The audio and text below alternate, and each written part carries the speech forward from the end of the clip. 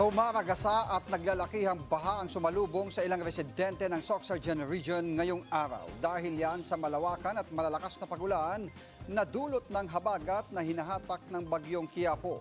Sa Glan, Sarangani, ang isang bahay nilamon ng rumaragasang baha. Walang nagawa ang mga residente ng Purok Riverside, Barangay Poblasyon, kundi panuorin ang pag-anod sa bahay. Maging puno ng niyog, hindi nakaligtas sa nagngangalit na kalikasan.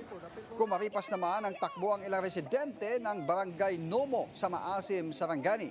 Patuloy kasi ang pagtaas ng tubig sa kanilang lugar. Kanya-kanya silang bitbit ng gamit.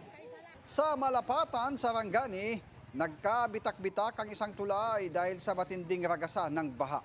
Pinahinto tuloy ang mga sasakyan na dumaraan sa Sapu Masla Bridge na nagparalisa sa bayan. Sa General Santos City naman, nagngangalit na alon ng baha ang bumulaga sa mga residente ng Barangay Kalumpang.